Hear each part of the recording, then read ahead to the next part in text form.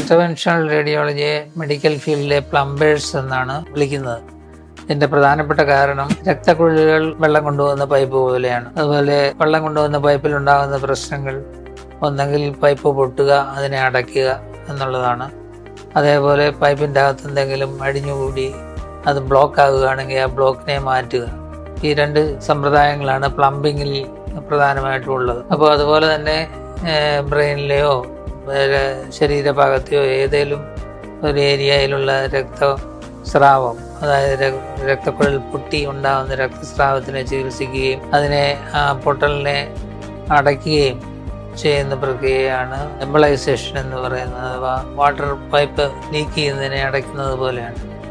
അതുപോലെ തന്നെ എന്തെങ്കിലും അടിഞ്ഞുകൂടി പ്ലംബിംഗ് ലൈൻ ബ്ലോക്ക് ആയി കഴിഞ്ഞ് കഴിഞ്ഞാൽ അതിനെ അടിഞ്ഞുകൂടിയ വസ്തുക്കളെ റിമൂവ് ചെയ്ത് അതിനെ രക്ത ഓട്ടം പുനഃസ്ഥാപിക്കുന്നത് പോലെയാണ് സ്ട്രോക്കിൽ രക്തക്കട്ടകൾ അടിഞ്ഞുകൂടി ബ്രെയിനിലേക്കുള്ള രക്ത ഓട്ടം നിലയ്ക്കുകയാണെങ്കിൽ അതിനെ മാറ്റാനുള്ള ട്രീറ്റ്മെന്റാണ് സ്റ്റെന്റ് റിട്രീവർ, ത്രംബക്ടമി മുതലായ ടെക്നിക്കുകൾ.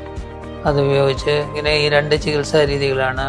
അടഞ്ഞിരിക്കുന്ന രക്തക്കുഴലിനെ തുറന്നിരിക്കുന്ന അല്ലെങ്കിൽ ബ്ലീഡ് ചെയ്യുന്ന രക്തക്കുഴലിനെ അടയ്ക്കുകയും ചെയ്യുന്ന രണ്ട് ചികിത്സാ രീതിയാണ്. അതുകൊണ്ടാണ് ഇന്റർവെൻഷണൽ റേഡിയോളജിസ്റ്റിനെ ഗ്ലോറിഫൈഡ് പ്ലംബേഴ്സ് എന്ന് വിളിക്കുന്നത്.